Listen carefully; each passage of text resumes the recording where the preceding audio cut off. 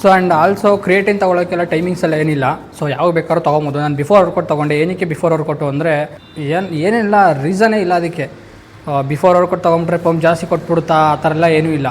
Before workout ಆದ್ರೂ ತೊಗೊಳ್ಳಿ, after workout ಆದ್ರೂ ತೊಗೊಳ್ಳಿ, ವರ್ಕೌಟ್ ಮುಗಿದು ಸಾಯಂಕಾಲಕ್ಕಾದ್ರೂ ತೊಗೊಳ್ಳಿ. ಬಟ್ ಕ್ರಿಯೇಟಿನ್ ಕೆಲಸ ಏನಕ್ಕೆ ಅಂತ ಹೇಳಿದ್ರೆ ಎಕ್ಸ್ಟ್ರಾ ರಿಪ್ನ ಹೊಡೆಯೋದಕ್ಕೆ ಅದು ಸಪೋರ್ಟ್ ಮಾಡುತ್ತೆ. ಸೊ ವೆಯ್ಟ್ನ ಜಾಸ್ತಿ ಹೊಡೋದಕ್ಕೆ ಸಪೋರ್ಟ್ ಮಾಡುತ್ತೆ ಅಂತ ಹೇಳ್ಬೋದು. ಕ್ರಿಯೇಟಿನ್ ಬಗ್ಗೆ ನಿಮ್ಗೆ ಇನ್ನೂ ಜಾಸ್ತಿ ಇನ್ಫಾರ್ಮೇಷನ್ ಬೇಕಿದ್ರೆ ಸೊ ಕ್ರಿಯೇಟಿನ್ ಅಂತ ಕಮೆಂಟ್ ಮಾಡಿ. Definitely I will do one video for that. Workout ಮಾಡೋದಕ್ಕೆಲ್ಲ ಟೈಮ್ ರಿಸ್ಟ್ರಿಕ್ಷನ್ ಇಲ್ಲ ಬ್ರೋ, ಯಾವಾಗ ಬೇಕಾದರೂ ವರ್ಕೌಟ್ ಮಾಡಿ.